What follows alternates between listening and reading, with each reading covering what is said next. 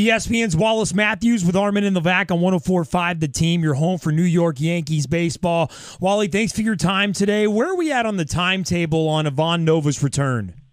That's a good question. Girardi said yesterday that he's going to make one more rehab start, and he could get an extra day's rest. So, having pitched on Saturday, then if he pitches Friday, either for Scranton or Trenton, I mean, they're both on the road. Girardi had said they would make the determination by which team was at home, but that's kind of out the window because they're both on the road. So I guess they'll pick a spot for him to go on Friday. And then conceivably, I mean, if they like what they see and he pitches well and comes out, assuming he comes out of it healthy, he could go 5 days after that. I think the Yankees have the Phillies at home the following Wednesday. And, conceivably that would be the earliest you could see him. And I'm not sure what the date is there, but it would be June 20-something, whatever a week from tomorrow is, June 23rd. And then 24th. With him returning, that most likely means Warren goes to the bullpen. How is that going to affect Adam Warren? Well, first of all, I don't think we can assume it means Warren. I believe it means Warren goes to the bullpen because just by process of elimination, I don't think that send. Obviously, a lot of people like to see CC Sabathia to the bullpen, but how do you do that with track record and his paycheck? Maybe Nathan Eovaldi could be a candidate, but you're right. I mean, it's pretty much Adam Warren. How does it affect Adam? I'm sure it doesn't make him happy. I asked him the other night where he preferred to pitch, and, no hesitation. He said, I really like being a starter. I like the life of being a starter. I like going every 5 days. But he's a good soldier, and he'll do what he has to do, and I think he automatically makes the Yankee bullpen a lot better if he's in there. Is there any chance they deal him just to keep him happy and make him a starter? No. Good. I mean, to make him happy? No, I don't think that's really the Yankees' concern. It's like, let's make Adam happy and send him somewhere where he can start. Hell no. It's like, where does he, if they feel they can improve the New York Yankees by doing that, yes. They will not do it to improve Adam Warren's mood. The bullpen of the Yankees suddenly, Wally, would be pretty strong with Adam Warren back there. Well, that's what I'm saying. I think, if you put Adam there, then you've got pretty much the 7th, 8th, and 9th innings covered, the problem with the Yankees has been a lot of their starters haven't been giving them a lot of depth. So now you can get away with guys who work, 5 1/3 innings, 5 2/3 innings, and maybe you bring in the Justin Wilsons and the Chasen Shreves to get an out or two, but you're not depending on them for an inning, and then you can go to Adam, go to Dellin Betances, or go to Miller when he comes back. So, yeah, I think it's a huge upgrade for the bullpen. But, once again, not so good for Adam Warren. ESPN New York's Wallace Matthews with Armen and Levack on 104.5 The Team. At ESPN NY Yankees on Twitter is where you can find Wally. Does a great job of interacting with the fans, especially during the game. What are the expectations for Ivan Nova, who we haven't seen in almost a year? That's a really good question. I mean, I don't know what kind of expectations you can put on him. I mean, let's not forget, it's funny the way absence makes the heart grow fonder. When Nova was pitching for the Yankees, a lot of fans had quibbles with him, that he was unreliable later in the game. He couldn't really go very far.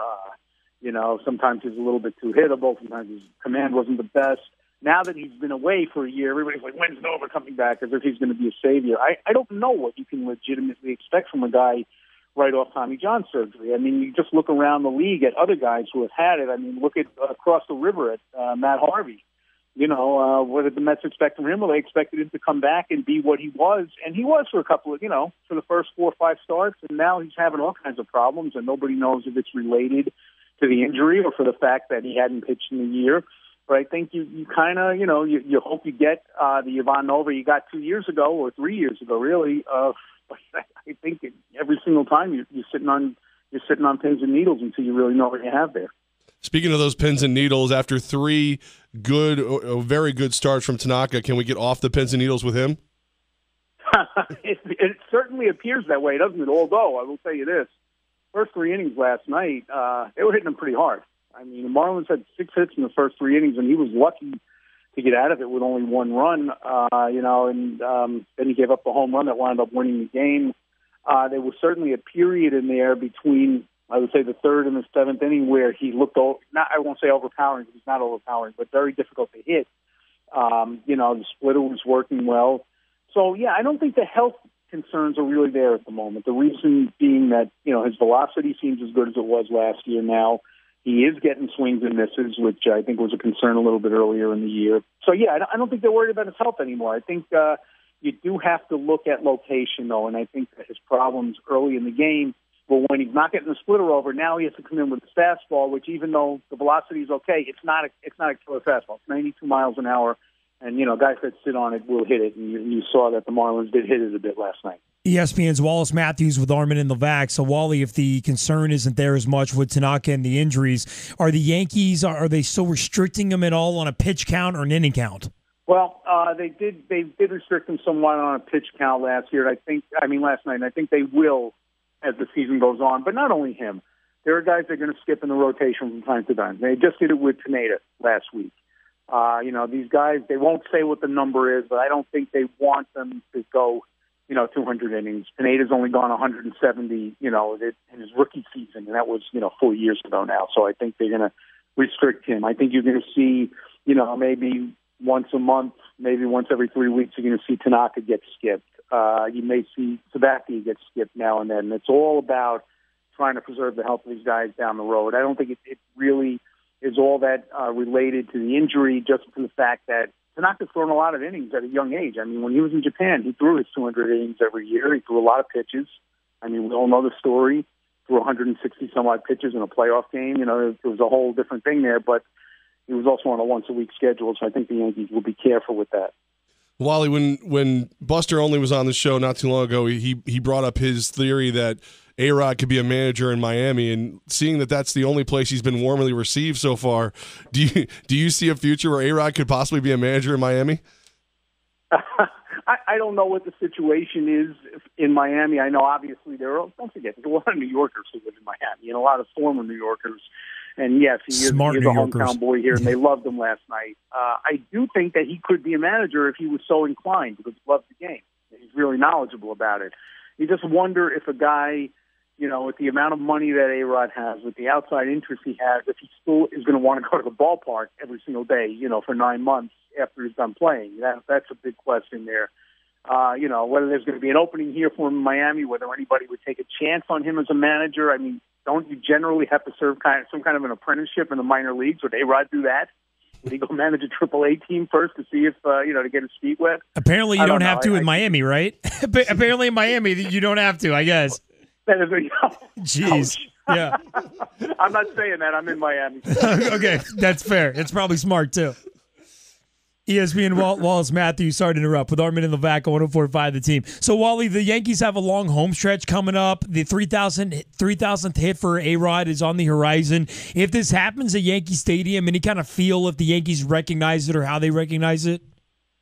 Well, you know what? They've been, on their Twitter account, they have been, every time he gets a hit, they've been tweeting out, 2,994, 2,995. So they are recognizing this one, because this one, obviously, they must pay for. But I think there'll be some kind of recognition for it. I mean, the big thing, and it's kind of a tragedy, the tragedy of ARod is that he's got these tremendous numbers, and, after he gets the 3,000 hit, he's only going to be the second guy in baseball history that's done it because of, the screwing over of Babe Ruth by the fact that Elias doesn't recognize his 2,200 RBIs. But it'll only be Hank Aaron and Alex Rodriguez who have over 600 home runs, over 2,000 RBIs, over 3,000 hits. I mean, that's pretty damn good, and yet you'll always wonder whether ARod did it, whether he needed help to do it and was capable of doing it without that help. Wally, when you look at the American League East, do you have any kind of feeling today on how it might play out? You know what? It's so unpredictable. When we were in Baltimore, I thought, geez, the Orioles are good. And then I looked at the record and I said, wow, no, the Orioles aren't very good, but they are on a roll now. I mean, obviously they could turn out to be better than the way they played earlier in the year. The one team that I could pretty much write off, I'm thinking, is the Red Sox. Okay? I mean, they just have looked horrendous all year long, and I don't see much there. But I think, there's not much separating the Yankees, the Rays, the Blue Jays, and the Orioles. So, no, I can't predict. I think the best gauge will be which team stays the healthiest down the stretch. That's probably the team that's going to nose in front. And quite frankly, I think you're going to have to win the division and get into the playoffs. Old Timers Day is this Saturday. Any favorite moments from the past of Old Timers Day, just in your own words of what this day is like for the Yankees and being at Yankee Stadium?